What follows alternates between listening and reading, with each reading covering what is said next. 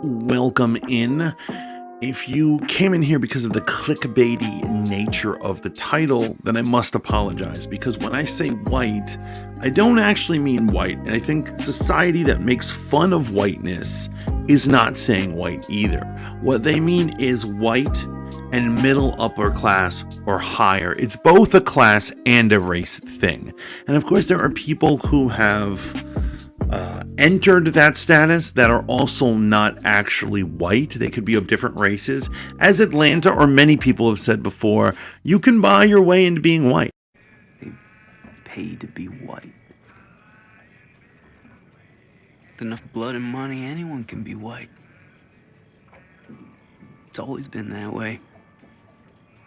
If you're rich enough, you can, you're played by the same rules of the game, kind of like Kanye was like, I'm white now, it's all good. However, he went too crazy. He went too crazy to maintain that beneficial status of being super wealthy. Welcome to Voice of the Fat Mantis. And this is not a review of the White Lotus. I don't want you to think that it is. This is a critique of the nature of the show and that it's a weird phenomenon in general.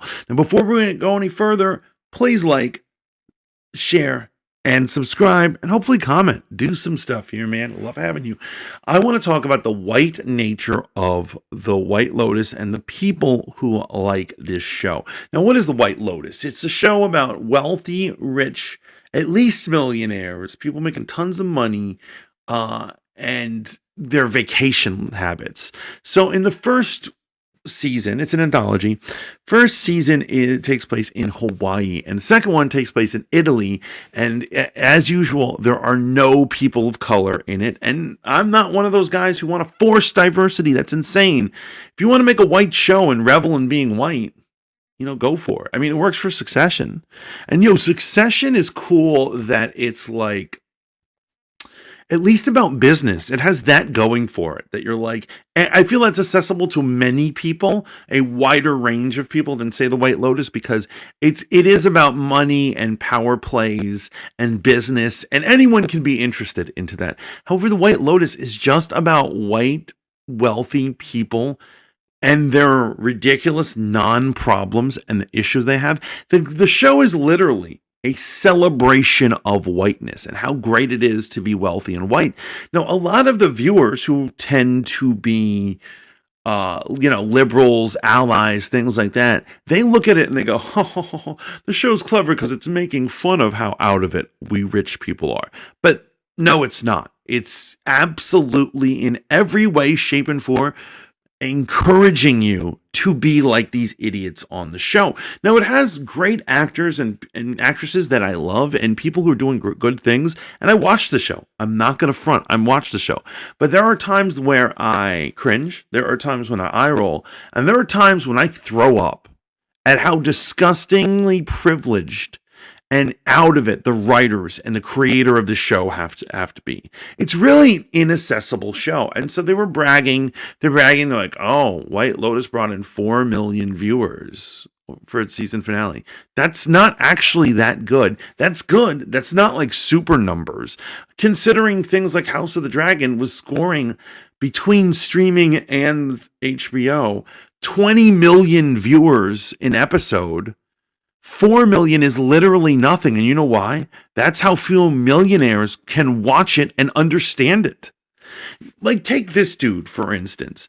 People are like, you know why? What makes this dude so funny is everybody knows that financial dude who's overly successful at a young age, who's just totally horny and cheats on his woman all the time. Everybody knows a dude like that. People from the hood don't know anyone like that. Any real working class person doesn't know someone like this. The joke is actually not funny, and it's only to your rich, dumb asses. Now, the show is not great, and I think people think that it's great, and what I think is really happening is that the rich white people who are saying that it's great love that there's a rich white show for them.